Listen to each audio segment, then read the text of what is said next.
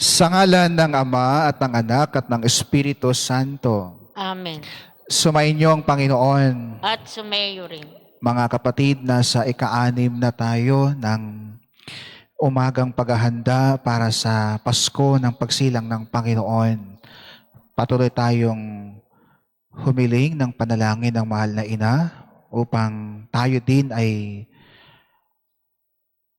patuloy na makasunod sa kanyang anak sa malaking plano niya sa bawat isa sa atin. Lahat din ng ating mga ipinagpapasalamat, ang ating mga miting kahilingan ay ating itinutulog sa Eucharistiyang ito. Taglay ang kababaang loob, ating aminin ang ating mga pagkukulang at pagkakasala upang marapat tayong makiisa sa pagdiriwang.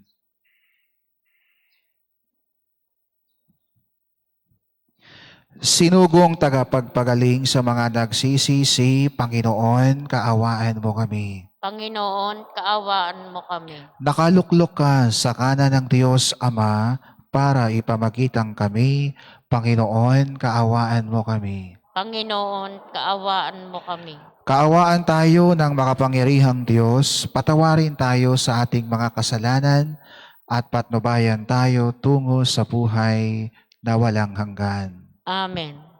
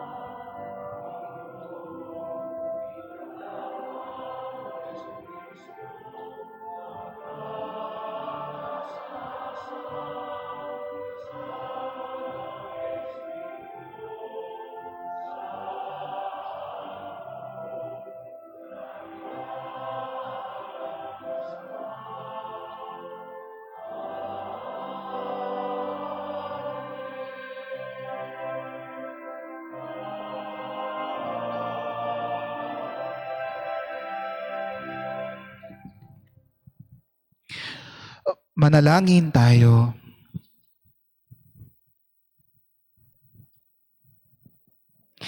Ama naming makapangyarihan, dinggin mo ang mga kahilingan ng iyong sambayanan upang ang kagalakan sa pagdating ng iyong nagkatawang taong anak ay magdulot ng gantimpalang buhay na walang wakas kapag siya ay nagbalik ng may kadakilaang lantad, sapagkat siya ang namamagitan kasama ng Espiritu Santo magpasawalang hanggan. Amen.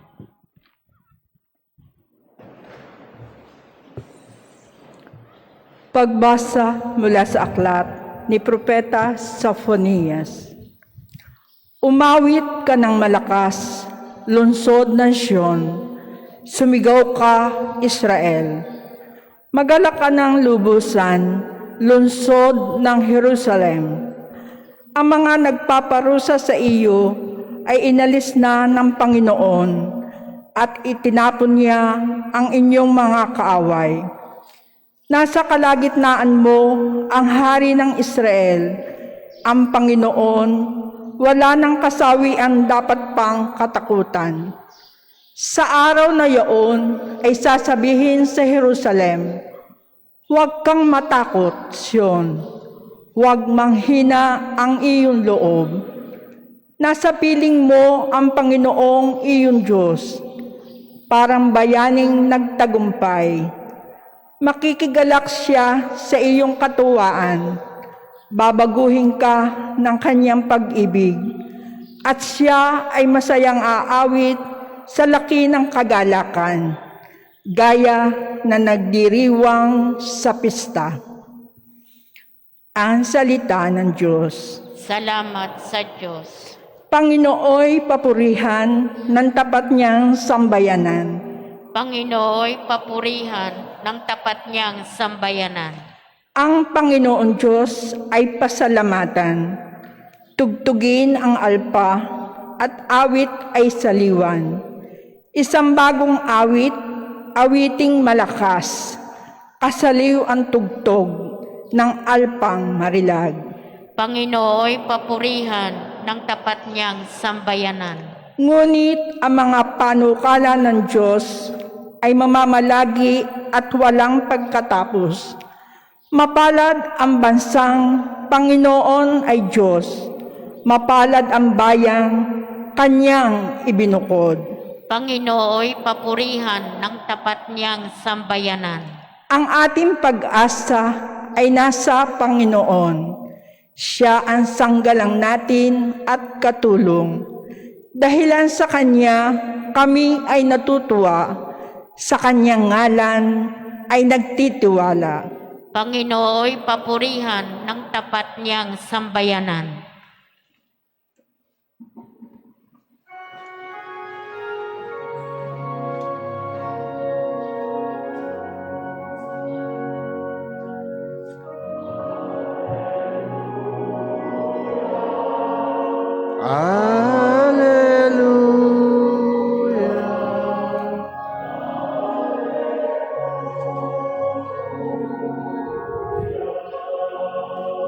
Emmanuel na hari namin, halina't kami sagipin at utos mo'y tutuparin.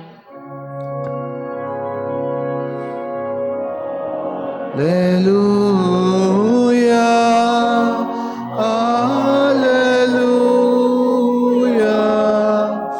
hallelujah.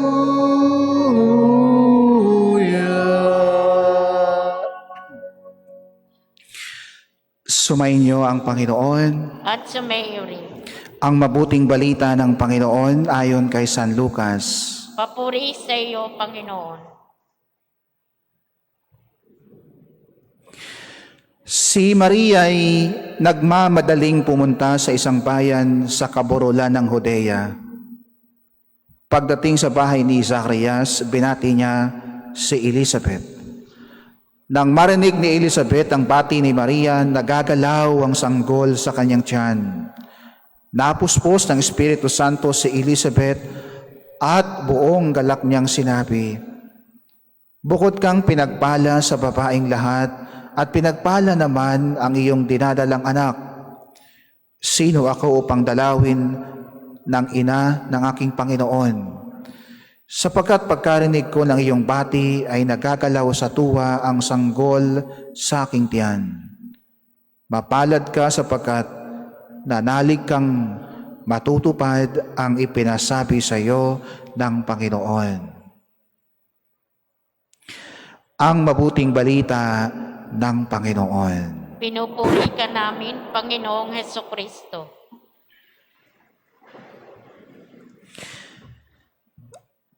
Ako po ay pinalad na makapunta sa Holy Land. Medyo ilang taon na ang nakalipas. At isa doon sa napuntahan o laging pinupuntahan po ng mga pilgrims ay ang simbahan ng Visitation o the Church of the Visitation. Medyo mataas na lugar, kaya maglalakad ka, no? On a hill. Medyo papawisan ka ng kaunti dahil elevated yung lugar. Doon ho sa harap mismo ng simbahan, or almost at the entrance of the church, ay may dalawa doong rebulto ng dalawang babaeng buntis. No? At yun ay ang magpinsang si Maria, ang mahal na ina, at ang pinsan niyang si Isabel o si Elizabeth. Kapansin-pansin na hawak-hawak ng dalawang babae ang kanila pong tiyan. No? They were trying to point it out yung kanilang lumalaking tiyan. Nakakatuwang tingnan na talagang nakausli po ang kanilang tiyan dahil silang dalaway pinagpala ng Diyos. Pinagkalooban ng biyayang hindi nila sukat akalain. Si Maria, wala pa sa panahon, dalaga, pero napili, hinirang na maging ina ng manunubos. Si Isabel, tapos na o lampas na sa panahon, subalit pinuspos ng biyaya ng Diyos. Pinagkalooban ng anak. Hindi lang basta pangkaraniwang anak. Anak na maghahanda sa daraanan ng Panginoon. Pinagpala sila. At sa naging karanasan nila ng pagpapala ng Diyos, ganoon na lamang ang pag-uumapaw ng kanilang kagalakan. Si Maria hindi nagreklamo, hindi nagtampo sa Diyos, na naudlot, naputol ang kanyang pagiging dalaga, na naging maaga, nahinto ang kanyang buhay talaga, at siya'y magiging ina. Si Isabel hindi rin nagreklamo sa Diyos na kung kailan siya tumanda, saka siya magdadalang tao. Hindi madali ang magdalang tao, lalo tigit kung nasa katandaan na. Both of them were conscious that they were blessed by God beyond their expectation. Minsan mga kapatid, hindi natin na-enjoy yung saya at galak na dulot ng buhay, na dulot ng pagpapala ng Diyos, dahil nakatuon tayo doon sa tinatawag nating kung ano ang wala, ang siyang ating hinahanap. We focus ourselves to our complaint, to our rants, to those irritants around us. Napakainit, kapag malamig naman, napakalamig. No? Minsan, yung sopas ay matabang, no? Yung adobo ay maalat, yung kanin, hindi natin gusto ang bigas. So sa maghapon, hindi tayo naubusan ng inirereklamo. Hanggang sa matapos ang maghapon, hindi tayo nakaramdam ng galak. Ngayong mga araw na ito, leading to Christmas Day, everything deserves a second look. No? magandang balikan natin at pagtuunan ng pansin ang mga bagay na marahil malimit nating pinagbubuntungan ng atin pong hinaing, ng atin pong pagiging irritable. Ang dalawang babaeng ito, hindi sila dumaing ni nagreklamo, kundi manapay nagpasalamat, umaapaw ang galak nila sa Panginoon. Pangalawa, lagi akong naa-amaze sa tagpong ito ng mabuting balita tungkol sa pagdalaw ni Maria. Bakit? Narinig natin sa unang sentence pa lang. Si Maria ay nagmamadaling pumunta sa isang bayan sa kaburulan ng Judea. Mary was in haste. Nagmamadali. Sa salitang Batanggenyo ay patikar na, no? Nagkukumahog, nagmamadali. Why? Mary was in haste. Bakit siya nagmamadali? Ano ang ipinagmamadali niya? Mula sa kanyang lugar hanggang sa kaburulan ng Judea, now it will take 3 days of a walk journey. Lakad sila noon. Nagmamadali. Para talaga bagang hindi siya maawat, hindi siya magpapigil. Nagmamadali siya dahil natagpuan niya ang kanyang misyon. Mary was in haste because she had found her mission. At hindi pwedeng ipagpapaliban, ipagpapabukas. Nalaman niya, ayon sa balita sa kanya ng anghel noong ebanghelyo kahapon, that she was highly favored. Matuwa ka, kinalulugdan ka ng Diyos. Ikaw ang napili. Hindi dahil mabait ka, kundi dahil kinalugdan ka ng Diyos. Manganganak ka ng anak ng Diyos. So she was in haste because she had found her mission. Mission saan? Sa plano ng Diyos. She had found her mission in the what we called theodrama. Sa kwento ng Diyos, nakita at napag-alaman ng mahal na ina kung ano yung magiging gampanin niya, kung ano yung magiging role niya. Taliwas naman ito sa nangyayari sa paligid natin. Yung kwento niya, pumasok sa malaking kwento ng Diyos. Pero ang nakikita natin malimit ay yung kwento nating mga tao. Ang tawag natin dyan ay ego drama. Ego. Ibig sabihin, sarili, akin, ako, akin ito. Sa ego drama, sino ba ang bida?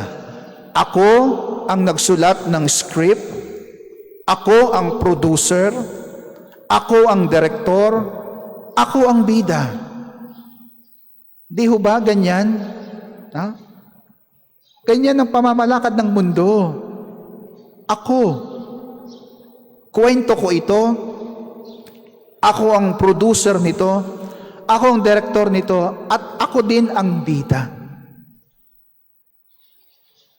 Kung maalaala natin, bakit ba nahulog ang tao sa pagkakasala? Bakit nagkasala ang tao? Dahil gusto niyang siya ang maging bida. Balikan natin yung aklat ng Genesis. No? Ayos na ang lahat eh. Everything is perfect. Nasa Eden. Everything has been provided. Pero ano ang sabi? No? Tinukso ng ahas ang babae. Ano sabi? Sino may sabi sa inyong mamamatay kayo kapag kumain kayo ng bunga ng punong yan sa gitna ng halamanan? Hindi kayo mamamatay. Mabubuksan ang inyong isip, malalaman ninyo ang masama at mabuti. Ganun ba? No? Kinain niya. Nung pagkakain niya, inabutan yung kanyang asawa. Nabuksan ang kanila pong mga mata. At napag-alaman nilang sila'y pala'y hubad.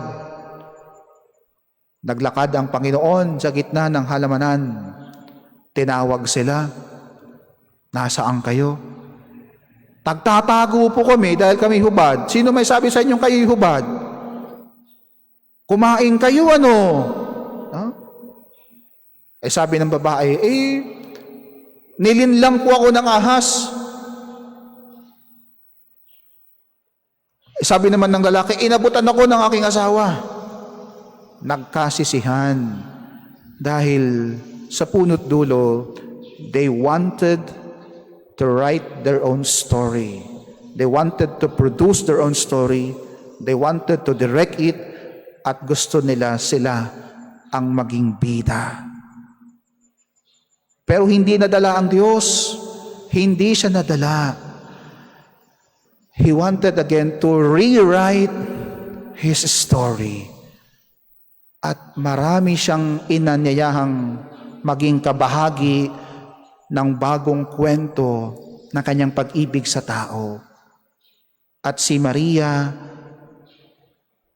ipinagkaloob sa kanya yung tinatawag na climactic role, ang maging ina ng manunubos, ang maging ina ng tagapagligtas. Sa kwentong ito ng Diyos, siya ang direktor, siya ang producer, siya. Dahil alam niya ang makakabuti sa lahat. Alam niya ang makapagpapalayo sa atin sa kapahamakan. And Mary found her role in that story. And she visited Elizabeth to conspire with Elizabeth because Elizabeth had found her role too. Nalaman din ni Elizabeth ang kanyang kabahagi sa malaking kwento ng Diyos na siya'y magiging ina, no, ng tagapaghanda ng daan ng Mesiyas. Both of them had discovered their role. Yun pala yung thrill ng buhay Kristiyano. Yung excitement ng buhay natin ay kapag ka na-discover natin kung ano ang bahagi natin doon sa malaking kwento ng Diyos. Kayong mga ina, why are you so excited daily pag kayo bumabangon? Excited ba kayo? There is always an excitement dahil alam ninyo, this is my role.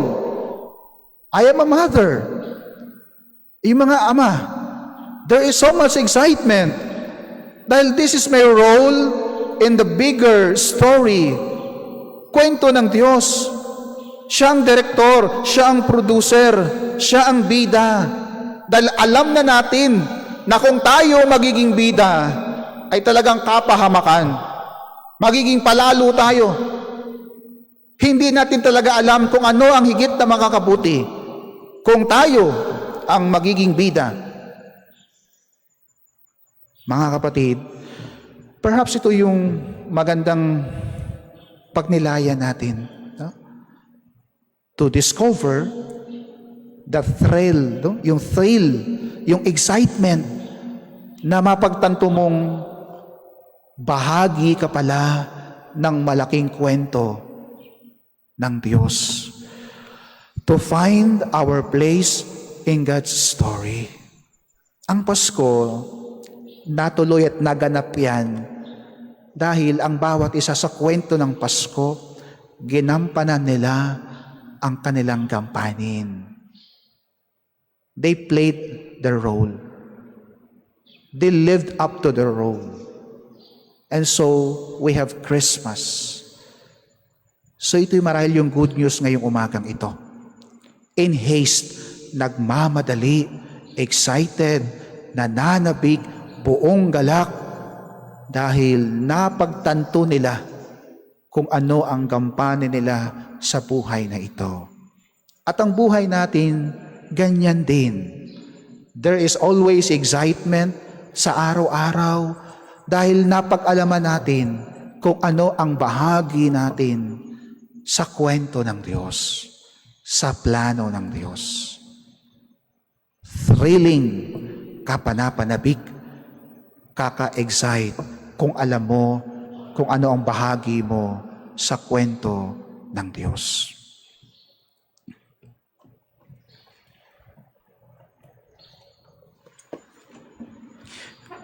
Panalangin ng bayan.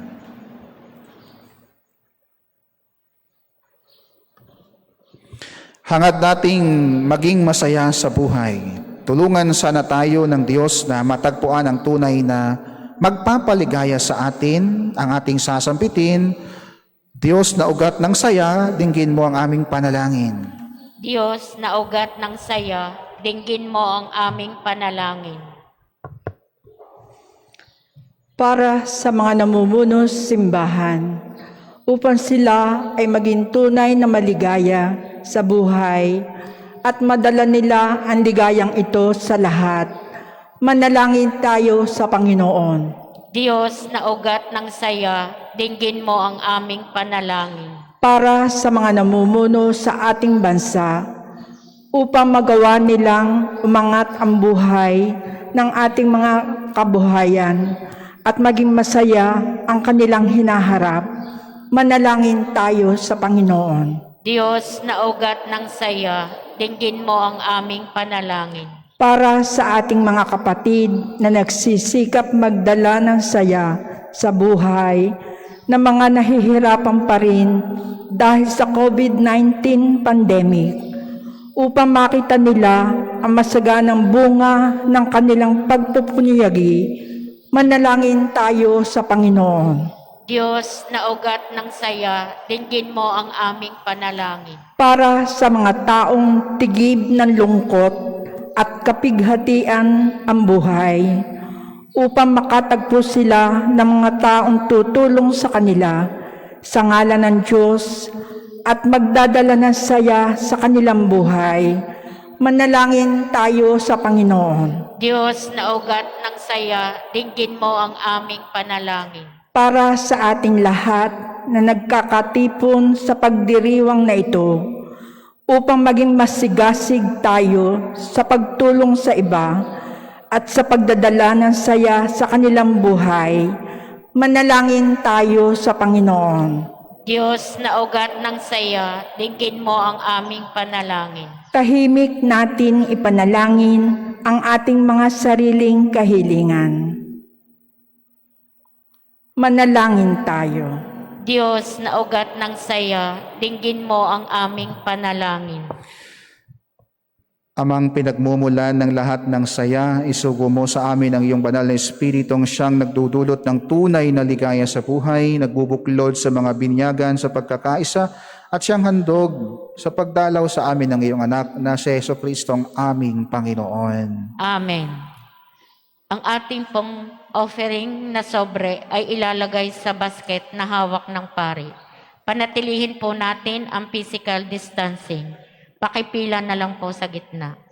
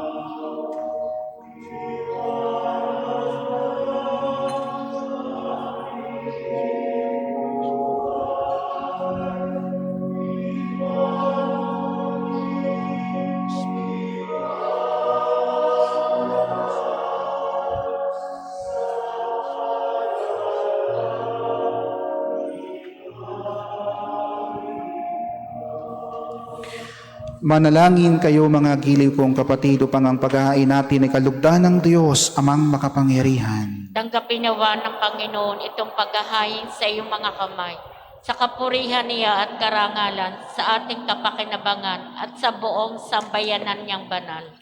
Ama naming lumikha, kalugdan mo ang mga alay ng iyong sambayanan.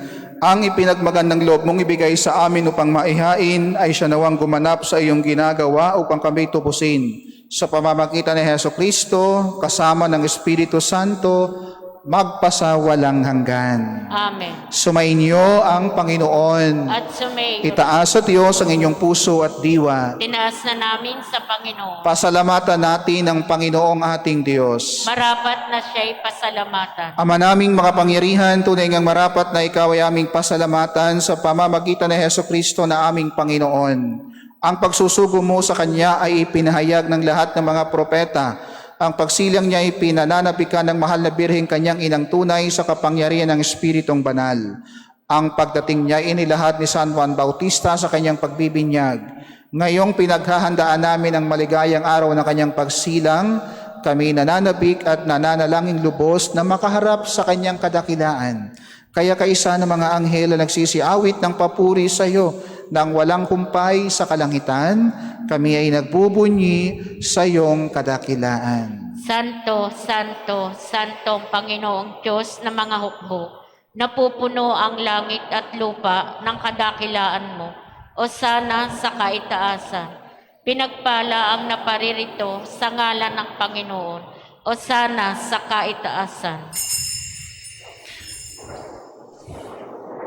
Ama naming banal, ikaw ang bukal ng tanang kabanalan. Kaya't sa pamamagitan ng iyong Espiritu, gawin mong banal ang kaloob na ito upang para sa aming maging katawan at dugo ng aming Panginoong Hesukristo.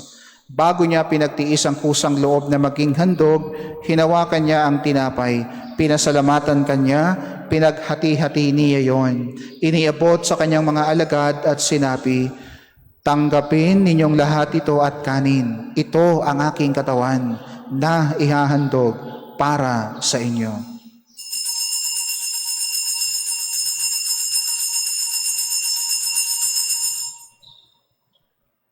Gayon din naman noong matapos ang hapunan, hinawakan niya ang kalis. Muli kanyang pinasalamatan. Iniabot niya ang kalis sa kanyang mga alagad at sinabi, tanggapin ninyong lahat ito at inumin. Ito ang kalis ng aking dugo, ng bago at walang hanggang tipan. Ang aking dugo na ibubuhos para sa inyo at para sa lahat sa ikapagpapatawad ng mga kasalanan. Gawin ninyo ito sa pag-alala sa akin.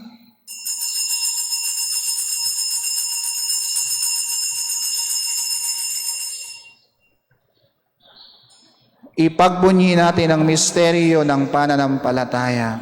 Aming ipinahayag na namatay ang iyong anak, nabuhay bilang Mesiyas, at magbabalik sa wakas para mahayag sa lahat. Ama, ginagawa namin ngayon ang pag-alala sa pagkamatay at muling pagkabuhay ng iyong anak, kaya itiaalay namin sa iyo ang tinapay na nagbibigay buhay at ang kalis na nagkakaloob ng kaligtasan. Kami nagpapasalamat dahil kami iyong minarapat na tumayo sa harap mo para maglingkod sa iyo. Isinasamo namin kaming magsasalo-salo sa katawan at dugo ni Kristo ay mabuklod sa pagkakaisa sa pamamagitan ng Espiritu Santo. Ama, lingapin mo ang iyong simbahang laganap sa buong daigdig. Puspusin mo kami sa pag-ibig kaisa ni Francisco ang aming Santo Papa at ni Gilbert na aming obispo at ang tanang kaparian. Alalahanin mo rin ang mga kapatid naming nahimlay nang may pag-asang sila'y muling mabubuhay, gayon din ang lahat ng mga pumanaw. Kaawaan mo sila at patuloyin sa iyong kaliwanagan. Kaawaan mo at pagindapatin kaming lahat na makasalo sa iyong buhay na walang wakas. Kaisa ng mahal na Birheng Maria, ang ina ng Diyos, kaisa ni Poong San Jose, kaisa ng mga apostol, ni Apostol Santiago at ng lahat ng mga banal na namuhay dito sa daigdig ng kalugod-lugod sa iyo. Maipagdiwang nawa namin ang pagpupuri sa ikararangal mo sa pamamagitan ng iyong anak, ang aming Panginoong Hesukristo. Sa pamamagitan ni Kristo, kasama niya at sa Kanya, ang lahat ng parangal at papuri ay sa iyo, Diyos amang makapangyarihan, kasama ng Espiritu Santo, magpasawalang hanggan. Amen. Dumulog tayo sa Ama sa panalang itinuro sa atin ng Panginoong Hesus.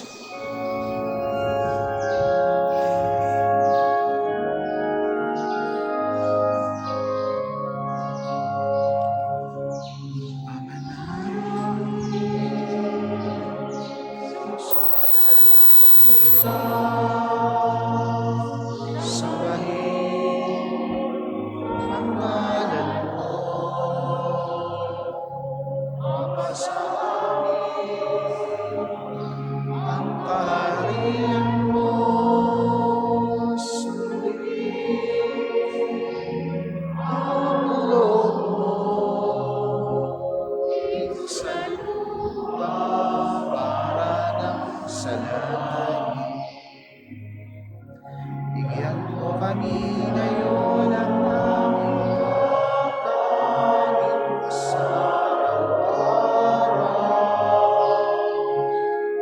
Patawarin mo kami sa aming mga sala para ng pagpapatawad namin sa nakakasala sa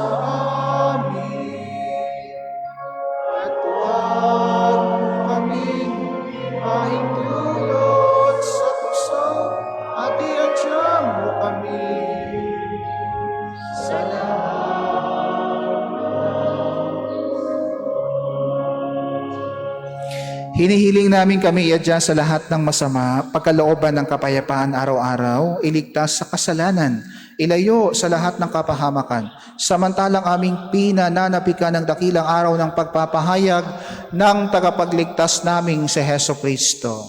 Sapagkat iyo ang kaharian at ang kapangyarihan at ang kapurihan, magpakailanman. Amen. Panginoong Hesukristo, sinabi mo sa iyong mga apostol, kapayapaan ang iniiwan ko sa inyo. Ang aking kapayapaan ang ibinibigay ko sa inyo.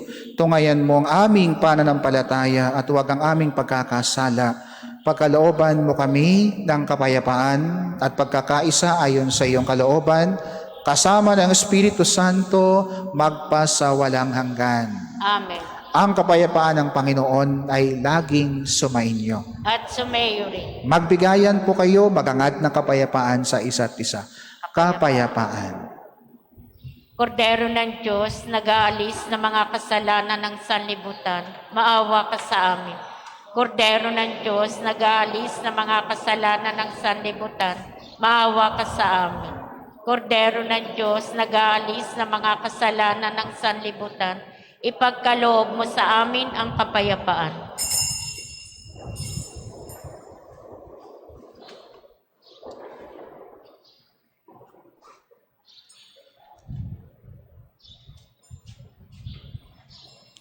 Itong kordero ng Diyos, itong nag-aalis ng kasalanan ng sanlibutan, mapalad ang mga inaaniyahan sa kanyang piging.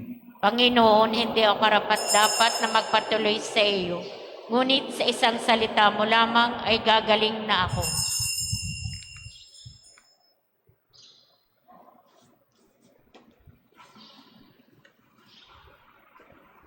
Sa pagtanggap ng banal na komunyon, mauuna po ang nasa bandang unahan. Tanging sa gitnang pasilyo lamang po ang gagamitin dito at tingnan ang mga floor marks. Iwasan ang pag-uunahan. Bayros po ang pagtayo at dumaan pabalik sa upuan ayon sa inalagay ng mga arrows.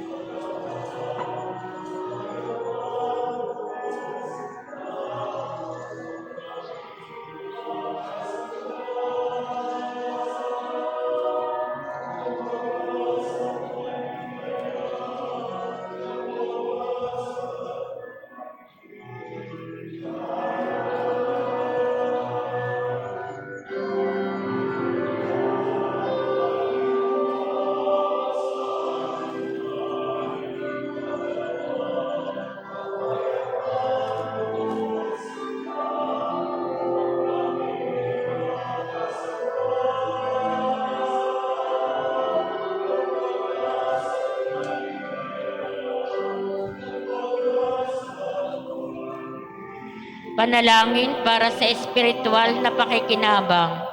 Panginoong Hesus, ako ay naniniwala na ikaw ay nasa kabanal-banalang sakramento. Iniibig kita ng higit sa lahat at ninanasa kung tanggapin ka sa aking kaluluwa, sapagkat sa mga sandaling ito'y hindi kita matatanggap sa sakramento. Tumuloy ka sa espiritu ng aking puso. Niyayakap kita na para bagang naririto ka na at iniaalay ko ng buong buo ang aking sarili sa iyo. Huwag mong hayaang mawalay ako sa iyo. Amen.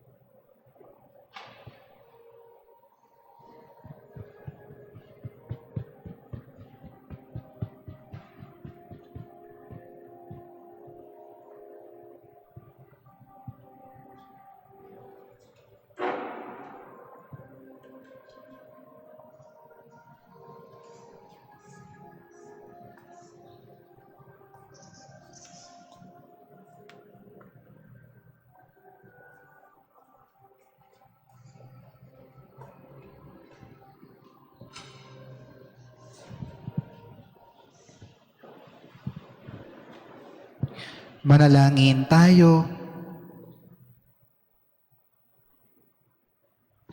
Ama naming mapagmahal, ang pakikinabang ng iyong sambayanan ay siya nawang magtaguyod lagi sa tanang nagdiwang, upang sa pagsamba sa iyong kadakilaan, makamtang masagana ang ganap na kagalingan sa pamamagitan ni Hesukristo, kasama ng Espiritu Santo, magpasawalang hanggan. Amen. Patalastas mula sa Oblates of St. Joseph Minor Seminary. Isang mapagpalang araw po sa ating lahat. Ang Oblates of St. Joseph Minor Seminary ay isang institusyon na nag-aalaga ng binhi ng bokasyon sa mga kabataang nagnanais na maging pari at relihiyoso sa kinabukasan. Ang bawat seminaristang pumapasok dito ay hinuhubog hindi lamang maging pari, ngunit maging mabuting tao at Kristiyano. Sa kasalukuyan, kumakatok po kami sa mga kabataang nakakaramdam ng pagtawag sa relihiyosong pamumuhay at nagnanais na maranasan ang buhay sa loob ng seminaryo. Tumatanggap po kami ng incoming grade 7, 8, 9 at grade 11. Mangyari po lamang na makipag-ugnayan kay Reverend Father Joseph Pasha, OSJ, ang rektor ng Seminaryo Minor sa numerong 0917-871-6714 o kaya naman po ay personal na magpunta sa seminaryo sa San Jose, Batangas, katabi ng simbahan ng San Jose. Gusto nyo bang maranasang maging instrumento ni Kristo sa ibang tao? Halina at pumasok sa Oblates of St. Joseph Minor Seminary. Salamat po at pagpalain po tayo ng Diyos. Hindi pa po tapos ang COVID, kaya dasalin natin ang Oratio Imperata Lepensis, magsiluhod ang lahat. Oratio Imperata Lepensis laban sa sakit na coronavirus. Ama naming Diyos, batid po ninyo ang aming kailangan. Nananalig po kami inyong laging iingatan, lalo na sa panahong ito ng coronavirus. Pakigawan po ng paraan na kami maligtas. Pagalingin po ninyo ang mga meron nito. Patnubayan ang mga nangangalaga sa kanila. Turuan po ninyo ang aming gobyerno at mga ospital na masugpo ito. Matuklasan nawa ng mga nagsasaliksik ang sanhi at lunas nito. Mapukaw nawa ang aming puso sa paggawa ng mabuti at makatulong sa mga nangangailangan. Ipanalangin nawa kami sa inyo ng mahal na ina, Birhen ng Kaysasay, nina San Rafael Arcangel, San Roque, San Blas, San Expedito, San Benito, San Carlos Borromeo, San Lorenzo Ruiz at San Pedro Calungsod.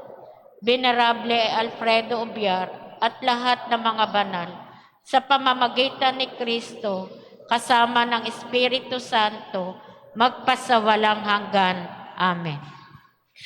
Sumainyo ang Panginoon. At sumayo rin. Pagpalain kayong lahat ng makapangyarihang Diyos, ang Ama at ang Anak at ang Espiritu Santo. Amen. Tinanggap natin si Jesus, ang kaganapan ng galak ng Ama. Humayo kayo, ibahagi siya sa kapwa. Salamat sa Diyos. Sa nakaiwan po ng susi sa entrance, pakiklaim po kay Sister Lita. Ang mga pintuan sa gilid po ang gagamitin at mayroos po ang pagtayo.